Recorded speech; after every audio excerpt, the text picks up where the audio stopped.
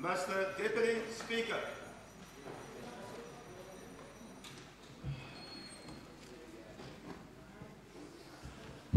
Please be seated.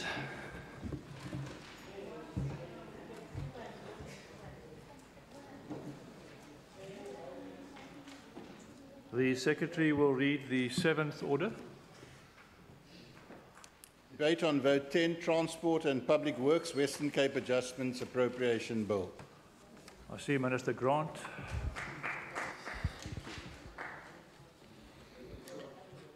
Honourable Deputy Speaker, Honourable Premier and Cabinet colleagues, Honourable Members of the Western Cape Provincial Parliament, officials of the Western Cape Government, it is my pleasure to present the adjusted estimates for the Department of Transport and Public Works for 2018. I'm very conscious that it is late-ish on a Friday afternoon and that this is the 14th vote of this nature tabled over 2 days. For all of us, it has been a marathon session. I now understand why it is a centuries-old tradition in the United Kingdom House of Commons that the Chancellor of the Exchequer, known in this House as the Minister of Finance, is allowed to consume an alcoholic beverage while delivering the budget. I hasten to add that this is a privilege afforded to the Chancellor only and to no other member of the House. Those of you who are historically curious may be interested that in the role of the Chancellor, Winston Churchill chose brandy, Selwyn Lloyd drank whiskey, and Hugh Gaitskell opted for orange juice and rum. The availability of these sorts of beverages may well have been the cause of the longest budget speech on record, the 4-hour, 45-minute speech by William Gladstone in 1853.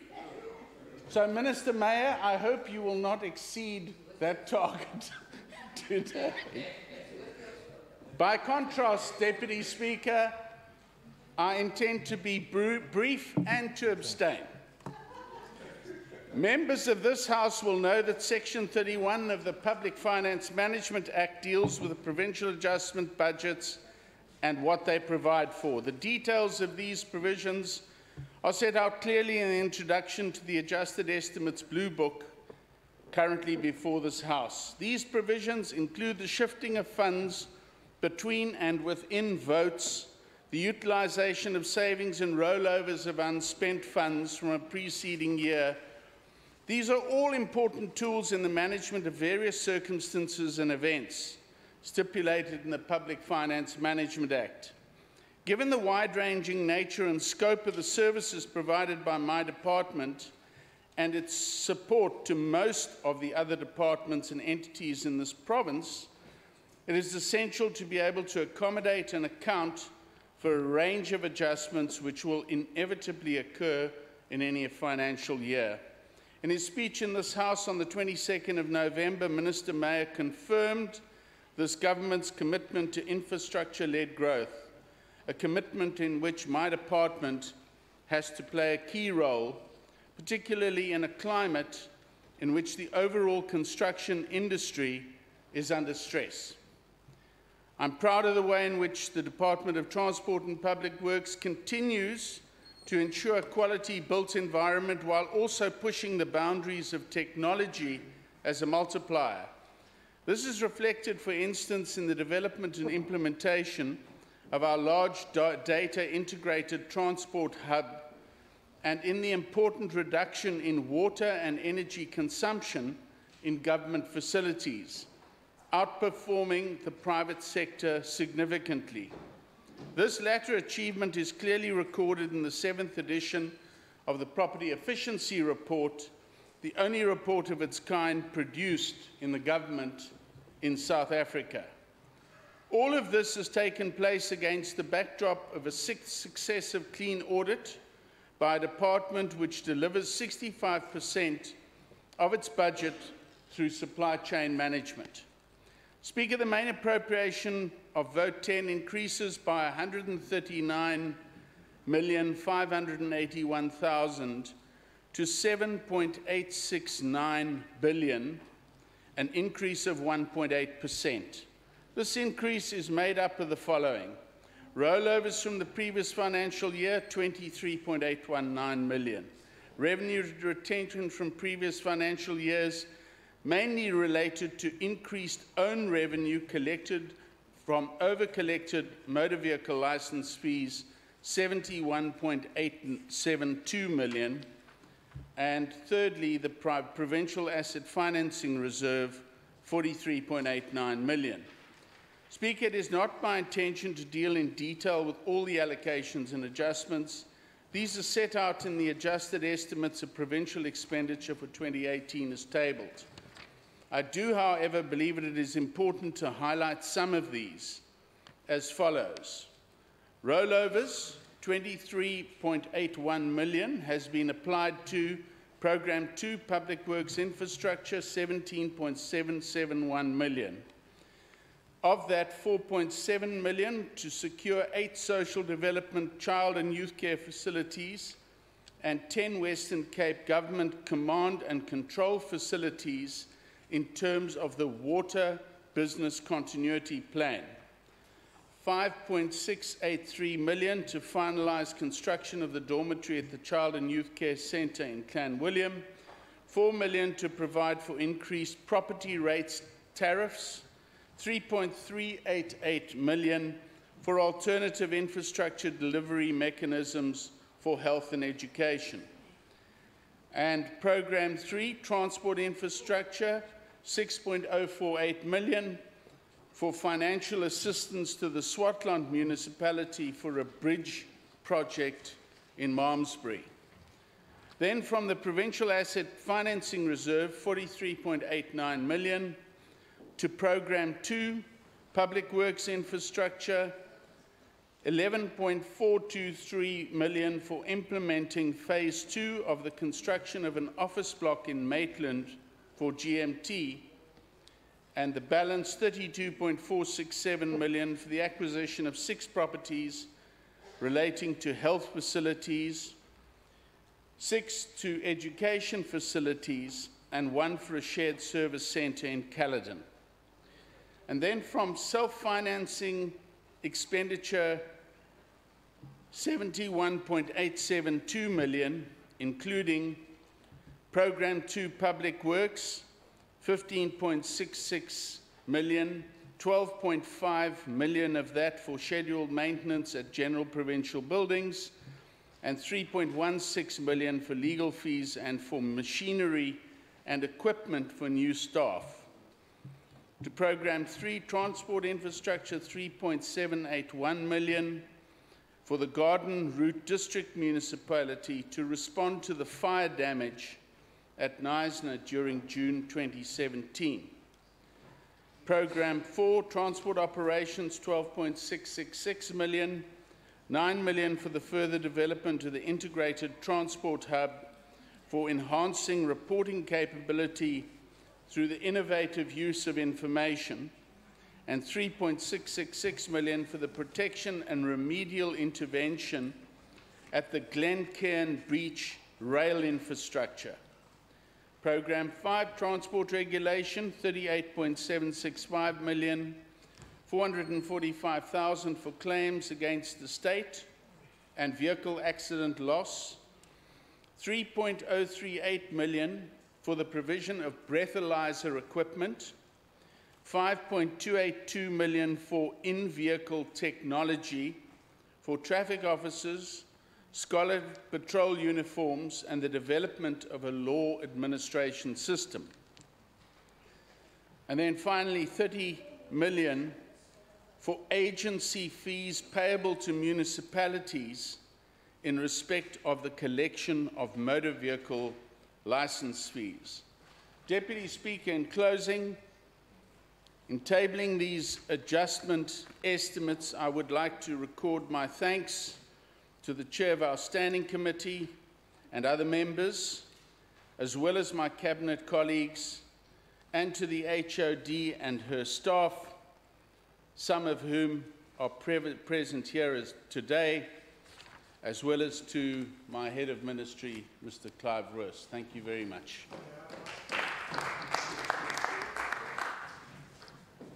Honourable Inana. Deputy Speaker, thank you very much. Deputy Speaker, it is with great pleasure to welcome the Department of Transport and Public Works adjustment of the 2018-2019 financial year, which is over 7 billion, with an increase of 139 million.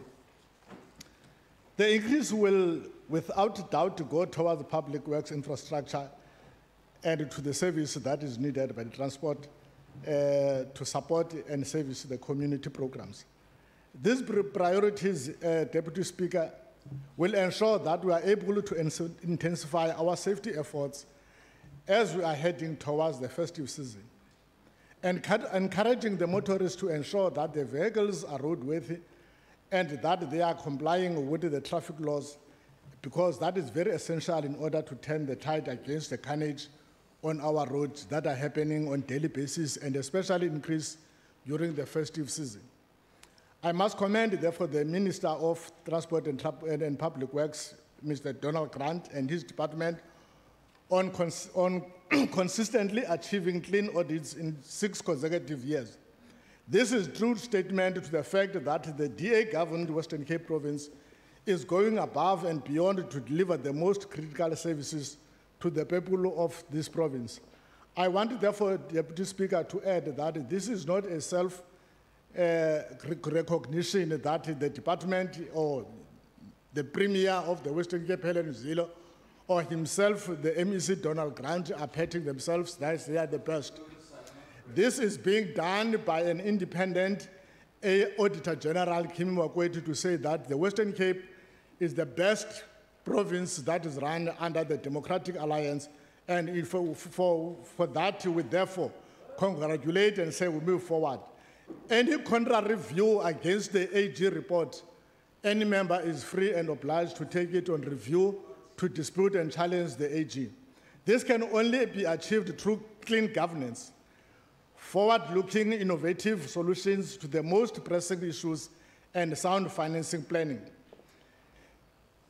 Deputy Speaker, the Minister in the Western Cape, Donald Grant, has done an impressive job in stabilizing the province's public transport.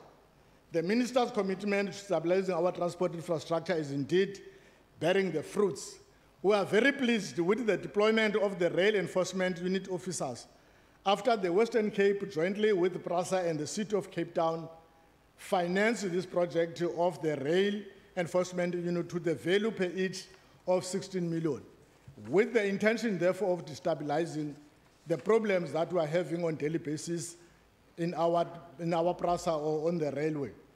This was done with a view to encounter the chronic delays, constant cancellation of trains, dysfunctional CCTV cameras, death on the trains, injuries by the commuters that are causing a great deal of disservice to the commuters.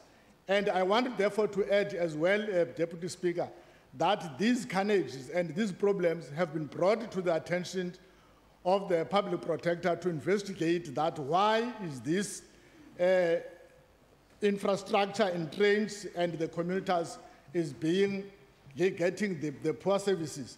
And we are waiting, therefore, earnestly the report by the public protector of what causes the problems that are in the Department of PRASA. I trust that these officers will continue to work diligently together with other law enforcement agencies to root out the criminal activities on trains, protect the rail infrastructure, and ultimately guarantee the safety of our commuters. Deputy Speaker, some of the successes include the construction of the Kwafaku School in Philippi. You will remember that after conducting the public engagement, public participation in the very same house here, the members of the community were so angry about the services that they are getting from the department of saying that the quality of the school and the service that they are getting is so very poor and the disruption will happen. But as we speak today, despite the community school disruptions and the public engagement, this department has already implemented the construction plan and the contractor is on the site going with the outcomes. Deputy Speaker, we must strongly condemn the disruption and damages suffered by my city bus services and that frustrate the commuters and create economic burden. I want therefore to applaud the availability of the traffic officers and the city and law enforcement police that they accompany the My City buses to protect the infrastructure and to protect the commuters so that people do get to their destiny in peace and come back safely. This undermines the hard work being done by the Western Cape government, and we can't allow such elements to cripple our ability to ensure the delivery of the service that the citizens are rightly deserving. The City of Cape Town, as Deputy Speaker, has estimated the financial loss by the banning of the My City buses to a staggering 18 million. This is something that must be stopped and condemned because we cannot raise our issues by being destructive and to destroy the very infrastructures that are of service to our community. The element of responsibility to the people who are frustrated, who need more services, must be guided that they need to protest and to do any other thing within the pretext of the law and to obey the existence of the infrastructures that they are there to serve the community. Deputy Speaker, I must appeal to the newly elected MECOM member, Felicia Patches, to make sure that the grievances that were raised by the drivers are addressed and that the respect of the rule of law is at all costs being complied with, so that the people who are the drivers go back and deliver the services to the people that daily need them to the places of work and back home. We must caution the citizens of the Western Cape, Deputy Speaker, to jealously guard the infrastructure from being abused and being damaged when people are frustrated and need more what they're supposed to be getting, which is the quality services. Deputy Speaker, I trust that the alternate, which is something that I've been raising on a number of things, of days, that I trust that the alternate plan to have the hospital like Georgia being rolled out so that it alleviates the problem on the neighboring hospitals like Khayelitsha District Hospital and the Mitchells Plain. We need, therefore, with all the plans that are having, that both the Departments of Transport and Public Works and Department of Health make all the efforts that we do have the Georgia Hospital back so that the services the people that are supposed to be getting are being rolled out, because at the moment, the other infrastructures, which is Mitchells Plain Hospital and the Khayelitsha Hospital, are overflooded with the patients, and there is a need that the hospital is completed. And I know that there is a plan that is in place, but the urgency is that the communities must be serviced.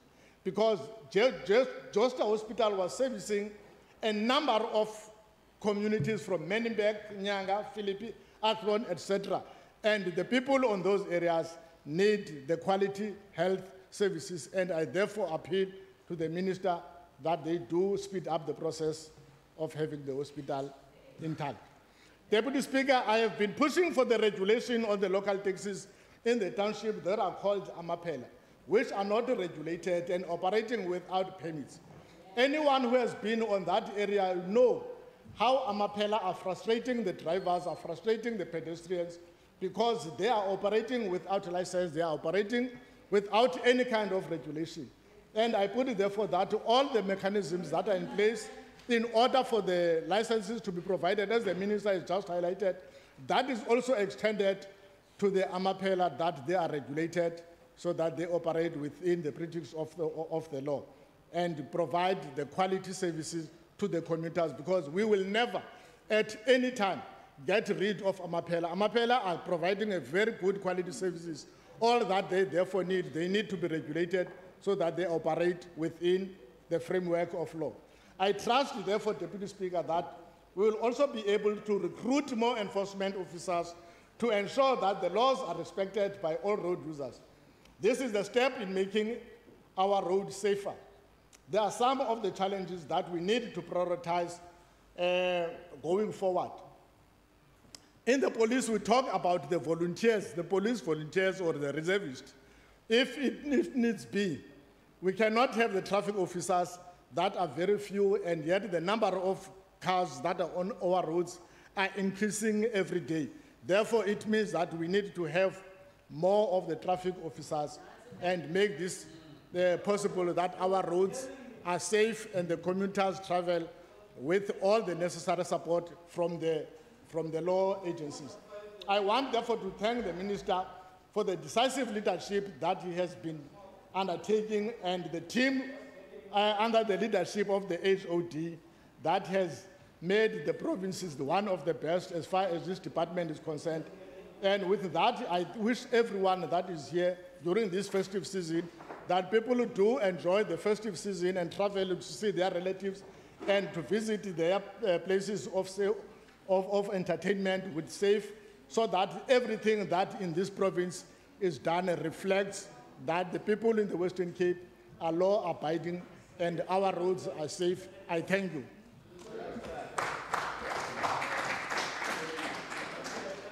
The Honourable Doug Moore. Thank you very much, Deputy Speaker. Deputy Speaker, it was actually quite ironic that on the day that the Standing Committee met to discuss this adjustment, I know for part of the time Member Nkondlo, was actually stuck in traffic for an hour and a half because of a very tragic accident and actually missed the discussion, but I've managed to get a report from Member Nkondlo and go through the documents. But what that reminded me of was a very clear statistic that I think we should remember, that public transport and the time that it takes commuters in our city of Cape Town to reach their destination is the worst in South Africa. It was obviously worsened by this tragic accident, but we need to understand, because very often we are glib, especially from that side of the house, to say we are the best run province, but I think we've failed and we continue to fail to actually understand that probably the biggest crisis facing our city is the issue of public transport. And this doesn't require grandstanding.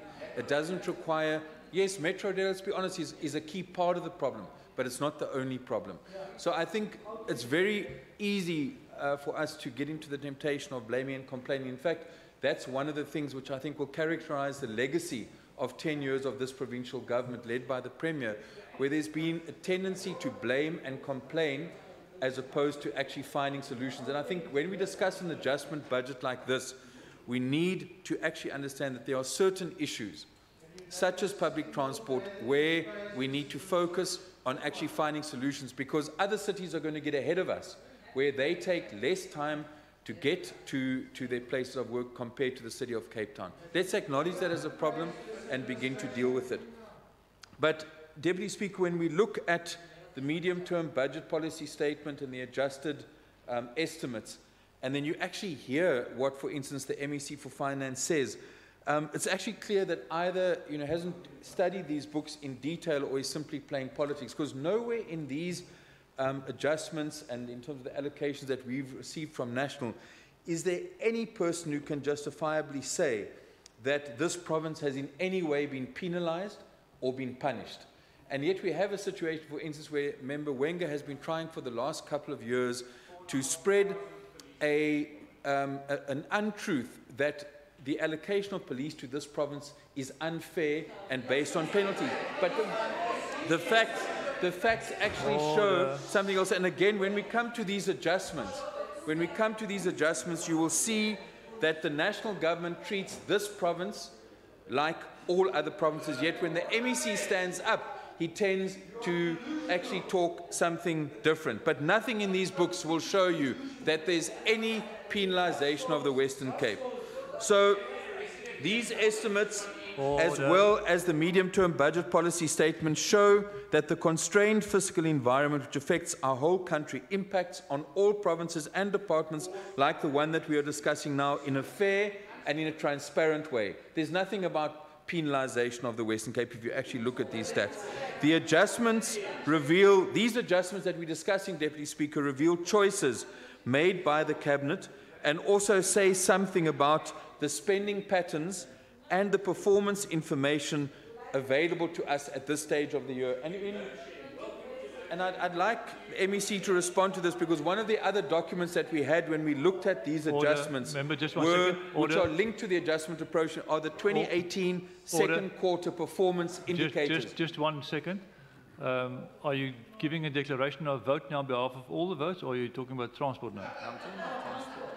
Because, no, thank you, Deputy Speaker. I'm specifically talking about transport because what you will notice when you look at this is that the information in regard to the Department of Public Works and Transport in terms of Q2, which links to the adjustment appropriation because it indicates spending patterns, is that this department had 36 targets and only 13 were achieved by the end of Q2 because this impacts on this adjustment.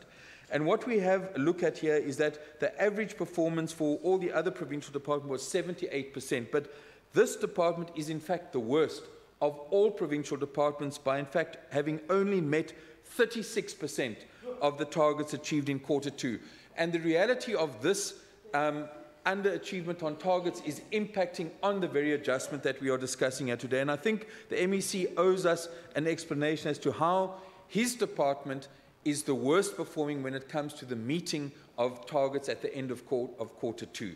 36% only, the worst of all provincial departments. And you see how this affects the adjustment, Deputy Speaker, is that we've had a situation where 61 million rand has been returned to the Treasury for what is referred to as slower than expected filling of posts and staff attrition.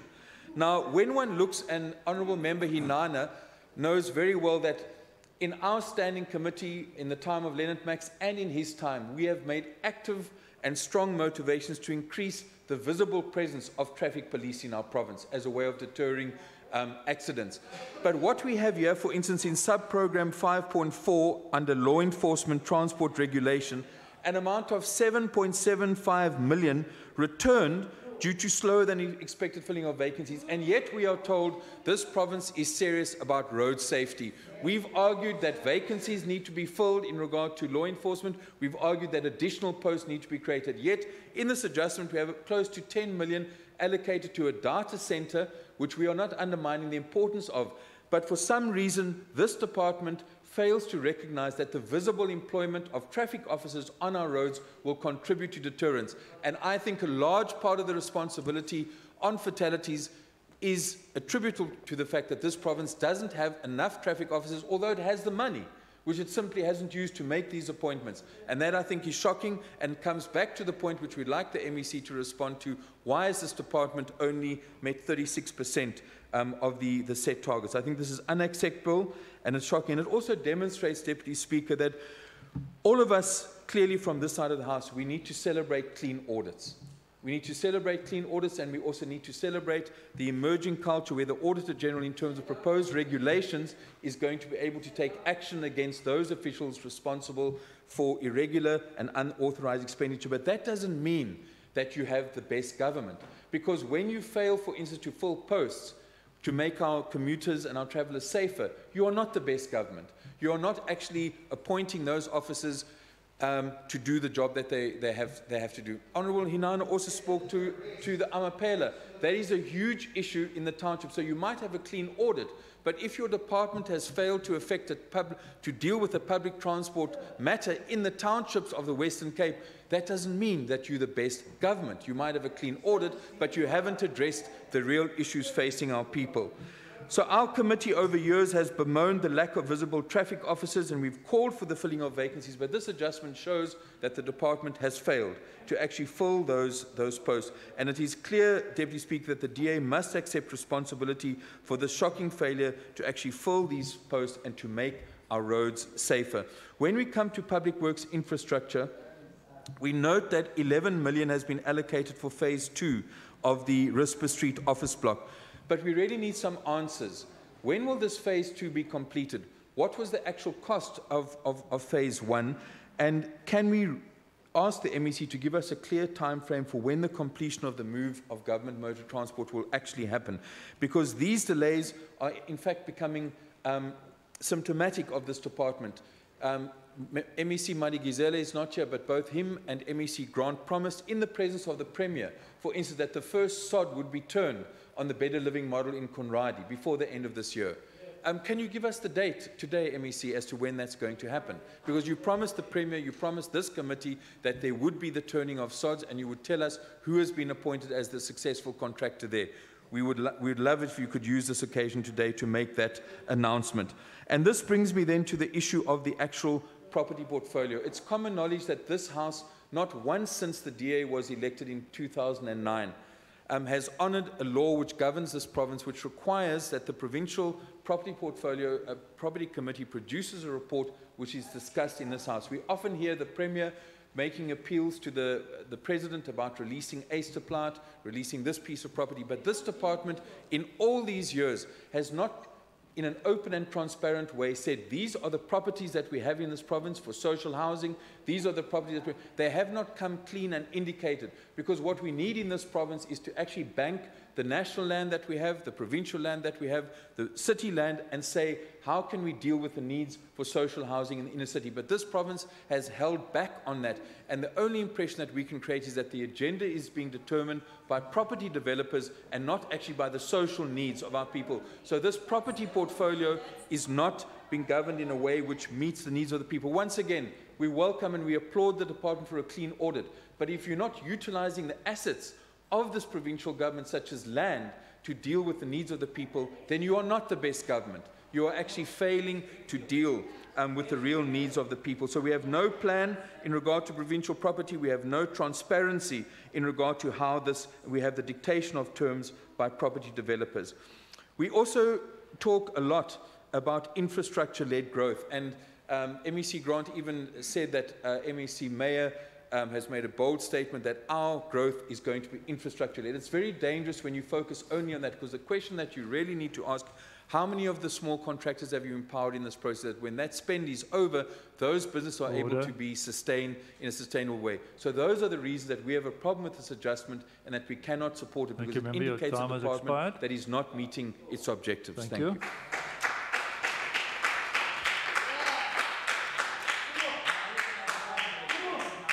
In the absence of the ACDP and the EFF, I see the Minister Grant to reply.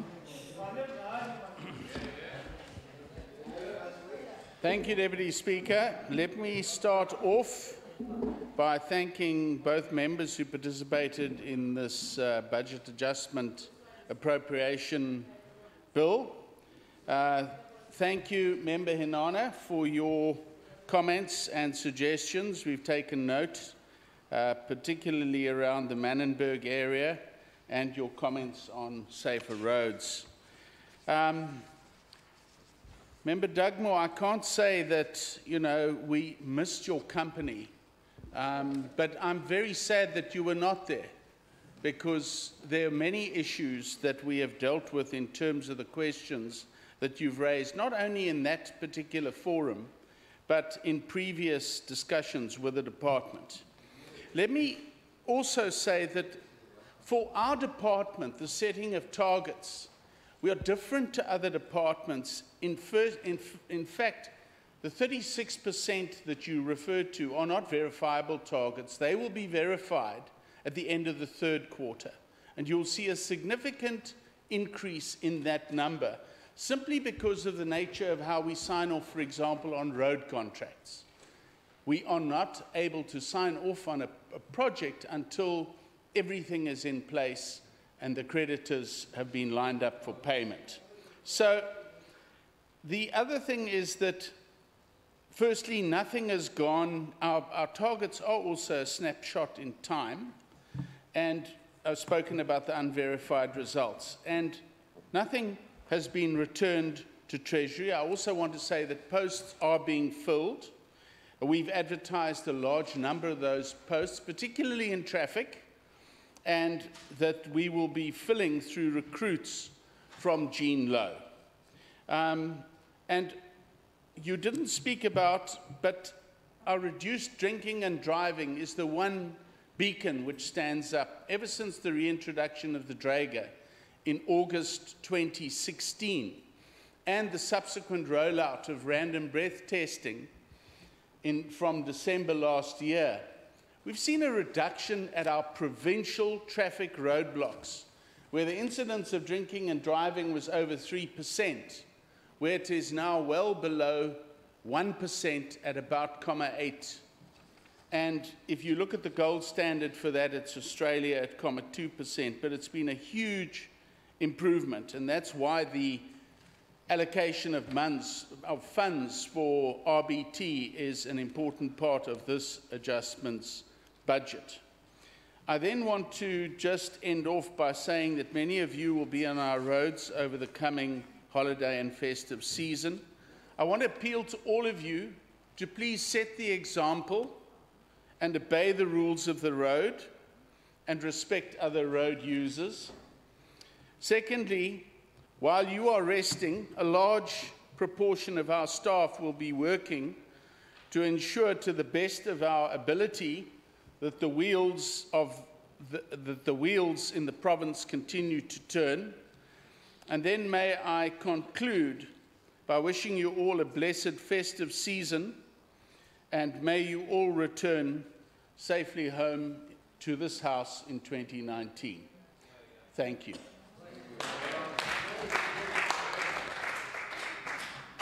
Order. That concludes the debate on this vote. The Secretary will read the 8th order. Consideration of votes on Cheryl's Western Cape Adjustments Appropriation Bill. I will afford the parties the opportunity to make a declaration of vote on behalf of the ANC on all the votes. Honourable David, you may speak. Thank you, Deputy Speaker.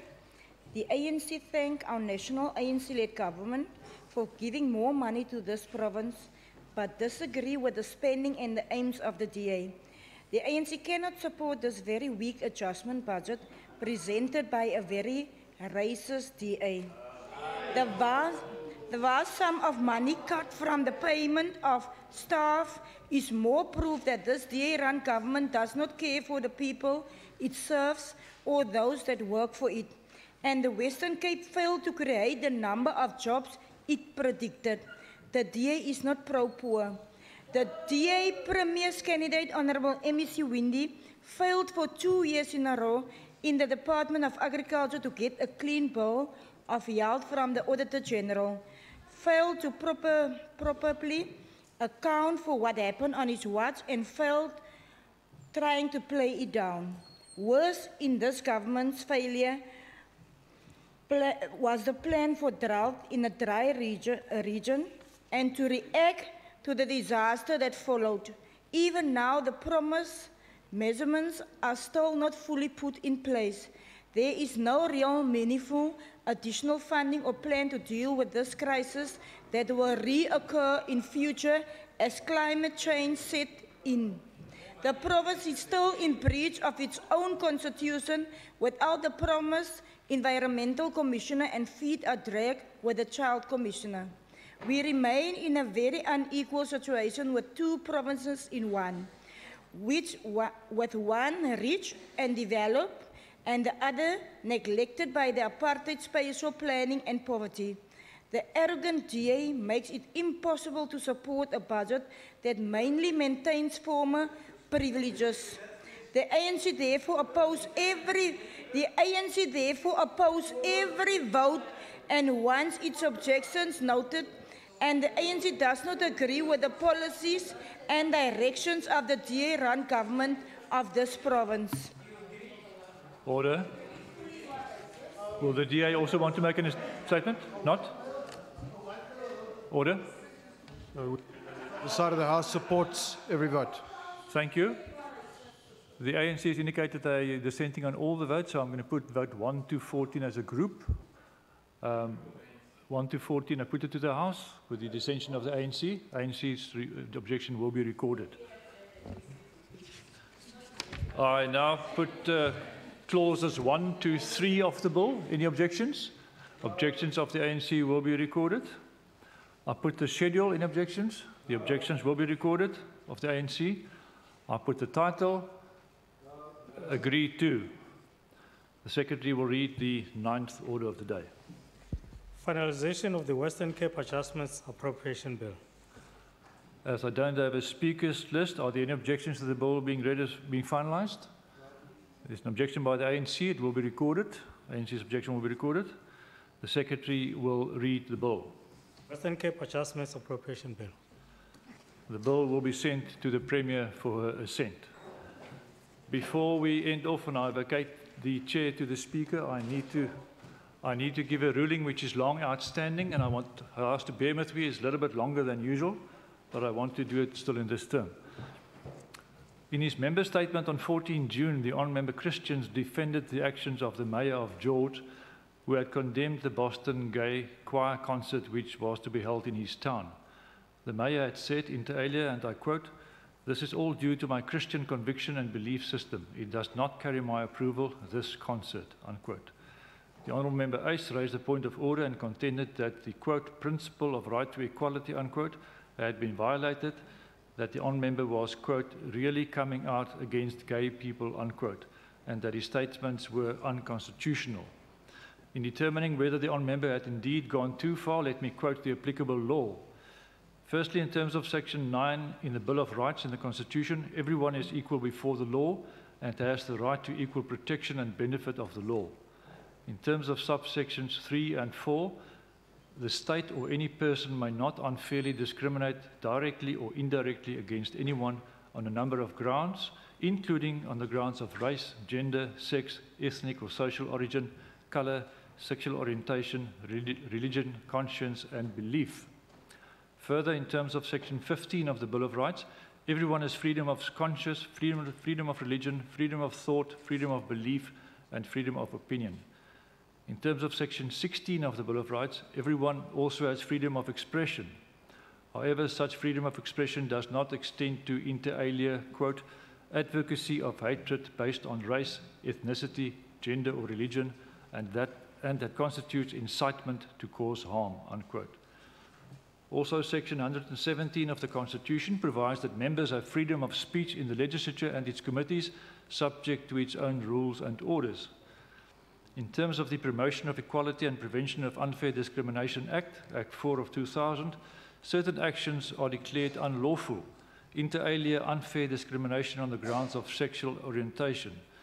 The Act determines that no person may communicate words based on one or more of the prohibited grounds, and that includes discrimination on the grounds of sexual orientation against any person that could, quote, "reasonably construed to demonstrate a clear intention to be hurtful, harmful, or incite harm, or promote or propagate hatred," unquote.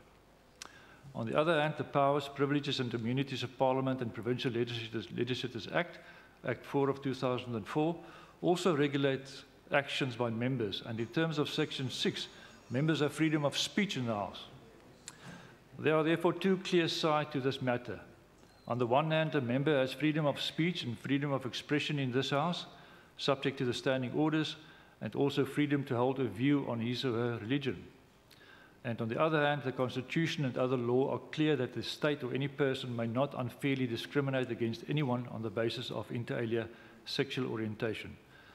The Chair is now required to rule whether it's acceptable for members in the House, under protection of parliamentary privilege, to criticize or reflect on people on the basis of their sexual orientation, or whether such reflection or criticism will in all instances be in conflict with the Constitution and the Equality Act. That is, despite the possible protection of parliamentary privilege. In reaching a decision, it is important to note what the Honourable Member Christian had said or had not said. He did not directly reflect on or discriminated against gay people. However, his support of the stance of the Mayor, who had objected to the gay choir concert being allowed to perform, could be viewed as indirectly reflecting on and discriminating against gay people. The Equality Court in 2014 found a member guilty of making statements about gays and lesbians which, quote, were likely to encourage hatred and cause emotional, psychological and physical harm to members of this community, unquote. In a sequel to this case, the Western Cape Equality Court found that his specific comments were discriminatory and dehumanized gays and lesbians. The court specifically considered the defense of the accused that his comments were protected by his religious views, but found that none of his comments fell within the parameters of his right to religious belief of freedom of speech. In, quote, Chairpersons of the National Council of Provinces versus Julius Malema and one other, case number 535 of 2015, Supreme Court of Appeal, 20 May 2016, the so-called Malema judgment, the court dealt with an incident where a member of the National Assembly was suspended for refusal to retract a statement made in the House. In paragraph 1 of the Malema judgment, the court said, quote, freedom of speech is a privilege essential to every free council or legislature. As it was put by the English House of Commons, quote, the members must be as free as their houses, unquote. And further in paragraph 1 of the Malema judgment, quote, freedom of speech and debate in Parliament are matters of the highest constitutional importance. Parliament, by its very nature, functions through a deliberative process. Debate is key to the performance of its functions. That process can only be meaningful if members are afforded sufficient room to freely express themselves, unquote. And in paragraph 2, the court said, a member must have a complete right of free speech in Parliament without any fear that his motives or intentions or reasoning will be questioned or held against him thereafter. By law, a legislature is competent to determine and control its internal arrangements, proceedings and procedures, and to make rules and orders concerning its business, with due regard to representative and participatory democracy, accountability, transparency and public involvement. And the legislature may accordingly maintain internal control and discipline in its proceedings. It is not at issue whether the Honourable Christians can be held liable in a civil or criminal court for his statement in the House. He cannot. Parliamentary privilege applies. What is at issue is whether the legislature, by means of its rules and orders, and by extension also by a ruling by the chair, can prohibit a member from making the sort of statement that the honourable member has made.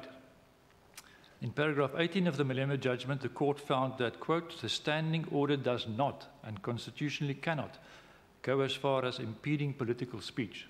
It does not censure criticism of the government or its ruling party, unquote. There is therefore space in parliamentary debate, referred to loosely as, quote, political speech, unquote, where the legislature cannot restrict or interfere with or prohibit members' freedom of speech in its rules and orders. In the Malema judgment, part of this space is referred to by the court as, quote, criticism of the government or its ruling party, unquote. The legal questions at hand are therefore, can a member claim that a statement in the House that amounts to discrimination in terms of Section 9 of the Constitution and in terms of the Promotion of Equality and Prevention of Unfair Discrimination Act is political speech and can therefore not be prohibited by the rules and orders or by the chair in the application of the rules? And if so, does the statement by the honourable member Christians qualify not to be prohibited? In paragraph 24 and further of the Malema judgment, the court referred to, quote, other species of political speech, unquote, in addition to political speech that criticizes the government or ruling party. Since the question was not before the court did not proceed to elaborate on what such, quote, other species of political speech, unquote, that will be free from prohibition by the legislature might be. It would appear, though, that there is no other case law covering that specific aspect. In that sense, then, the legal question here could be novel. Although the Malema judgment cannot be seen as direct authority that the Honourable Christian's statement is political speech and is therefore protected, the facts are distinguishable. One can, however, rely on the Malema judgment to note that there is a space in parliamentary debate where the legislature cannot prohibit a member from saying certain things. The question here is therefore whether the comments by the Honourable Member Christians could be regarded as falling within such, quote, other species of political speech, unquote, and serves a legitimate parliamentary purpose. A legitimate parliamentary purpose can be said to relate to a legislature's broad functions, namely oversight or criticism of governments or political parties, the interrogation of or reflections on law, including the Constitution, or that relate to policy issues in the public domain. Since legislatures make laws, a member must be able to say things or propose things that may motivate for reinterpretation or amendment of the law. This is, after all, one of the fundamental purposes of a legislature, to consider whether and where the law falls short, to debate the issue in a public space and to change the law. In coming to a decision, the chair is not led by the morality or decency of what the Honourable Member Christian had said, although he had identified with a view that certain persons should be denied certain opportunities purely on the basis of their sexual orientation. The matter raised by the member appears to be a matter concerning public policy and the question on how such policy impacts or should impact on our laws. In this sense, the statement, offensive or otherwise, discriminatory or otherwise, appears to fall in the scope of a statement made for a legitimate parliamentary purpose that is to advance deliberative democracy. It is this spirit that should inform the scope of permissible free speech in our legislatures, even if the law prohibits the saying of certain things outside of our legislatures. This is so because it is in our legislatures where our laws, like the Constitution itself, are debated and created. Undue restrictions on what members may or may not say in the legislature, where such statements serve a legitimate parliamentary purpose, undermine the ability of the electorate to express itself on the system by which it is governed, and in that respect may be undemocratic.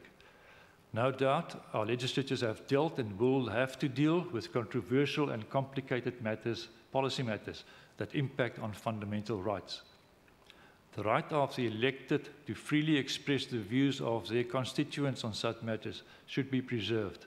It would not serve the purposes of representative and participatory democracy for legislatures to, in their rules and orders and through rulings from the chair, prohibit free speech of this nature.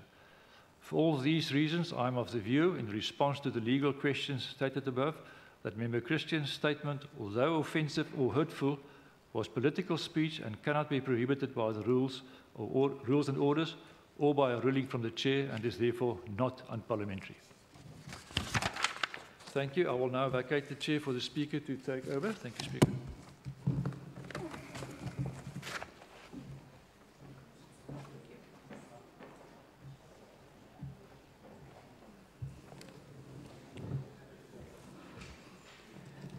Order. I'm now going to deliver a considered ruling. On the 15th of November 2018, during the debate on the consideration of the principle of the Western Cape Adjustments Bill, the Honourable Minister of Community Safety, Honourable Windy, responded to what Honourable Magaka had said during his speech, that resourcing of hotspots was not by accident, it was by design. Honourable Magaka refuted that. He had said that and said, I quote, "Madam Speaker, I never said that nonsense he is saying I said."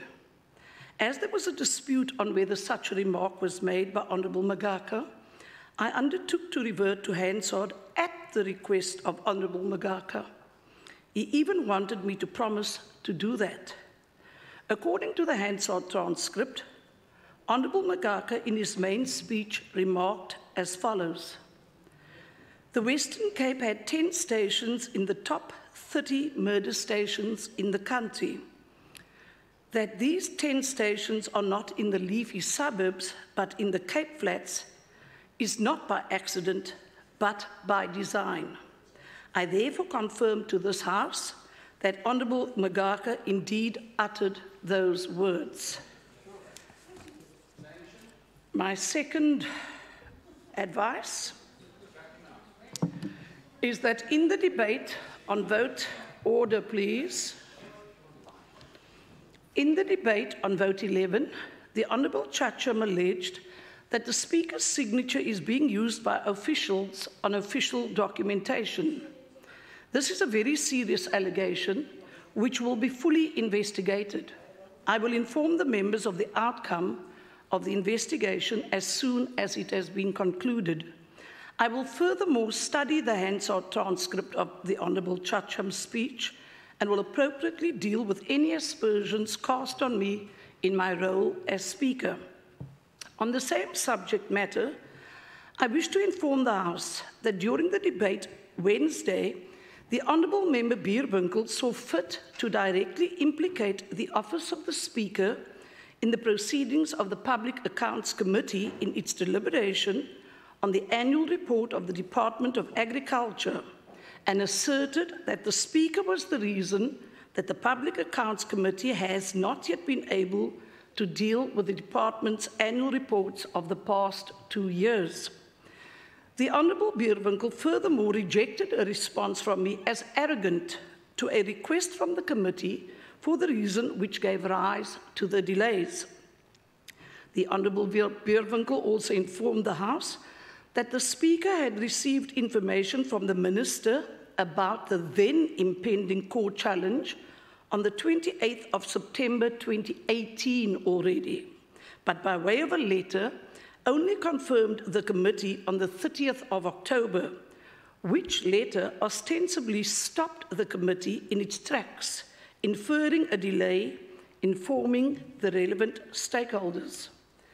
The Honourable Bierwinkel proceeded to implicate an official who felt the need to stop the committee from doing its work. Not only are these statements patently untrue, but regrettably the member has also chosen to use a public forum to draw the office of the Speaker into the political arena by involving the Speaker in whatever political squabbles are being played out in the PAC.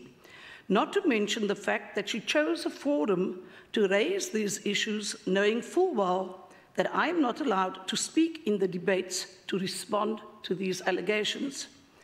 So what are the facts? My office was informed on the 28th of September 2018 of the Minister's intention to bring an application before the Western Cape High Court, which will seek to set aside findings and return to the AG for reconsideration. What did I do? On that very same day, I caused the minister's letter to be published in the ATC and distributed it to all members and stakeholders for their attention. On the 30th of October 2018, my office received communication from the head of legal services of the provincial government that papers were indeed served at the High Court on the 22nd of October. What did I do? I immediately informed the members of the PAC of the developments and drew its attention to the standing rule governing matters sub judice, to imply that I tried to influence the committee on the applicability of the sub judice rule is disingenuous and blatantly untrue. I could not have done so because I had not had sight of the court papers at that stage. Furthermore, I do not have a mandate nor the authority to interfere in the proceedings of a committee of this House.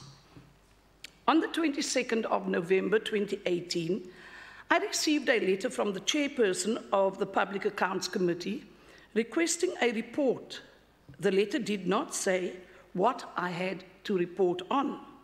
Nowhere in the letter was I requested to give reasons which gave rise to the delays as asserted by the Honourable Bierwinkel.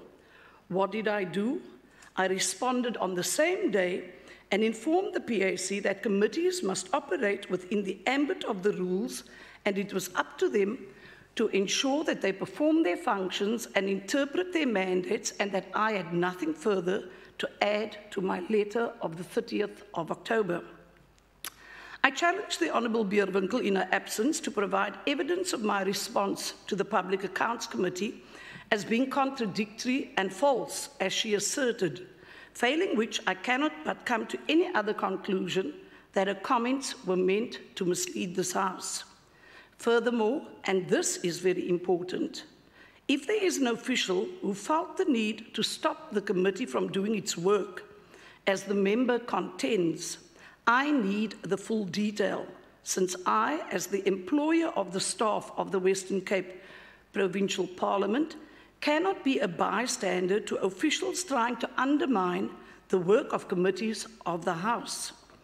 More importantly, depending on the circumstances, such action could be a transgression of Section 7 of the Powers and Privileges and Immunities of Parliament and Provincial Legislatures Act.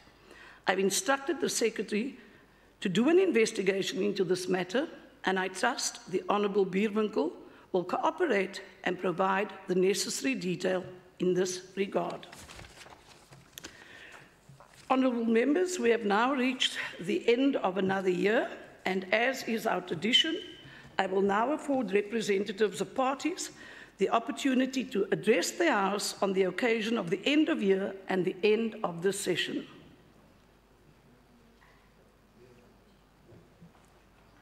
Sorry. The ANC, the EFF is not here. The ANC, Honourable Davids. Dankie, Speaker, vir die geleentheid. Ek wil net graag aan almal wat die is sê dat julle vakansie met julle families moet geniet en dat ons dit almal moet dankbaar wees vir die Here want vir 4 jaar het ons allemaal elke keer veilig teruggekom. Niemand van ons was beseer of ons families en so nie. So geniet julle vakansie met julle families en weet dit dat die seisoen wat ons ingaan is 'n bedrywige seisoen, maar is ook 'n seisoen vir ons om te rus. Dankie.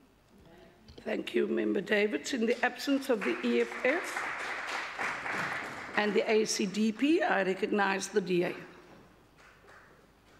Very much, Madam Speaker. In the absence of the Leader of Government Business, I rise to convey the DA's grateful thanks to this Parliament, to the presiding officers, to all of the staff of this Parliament for dedicated and committed work during the course of this very difficult year, and to all members of this House for participating in always robust and sometimes very tough debates.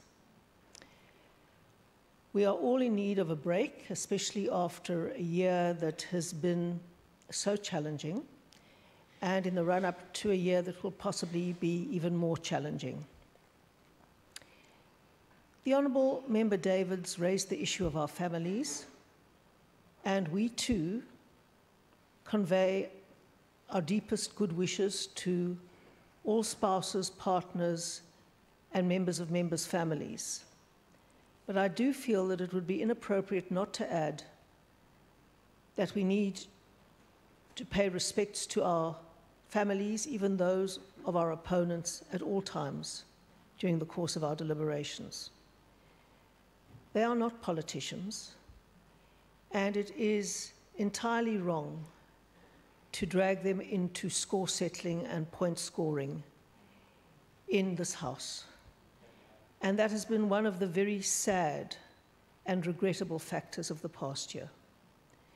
So as we go our respective ways, with families who have to put up an enormous amount by virtue of the jobs we try to do for the country, may we in the Democratic Alliance wish you all a very blessed holiday season, whether or not you are Christians and whether or not you celebrate Christmas, and come back refreshed to tackle the enormous challenges of a year in which our democracy's apex, a national general election, will be a feature. Thank you very much.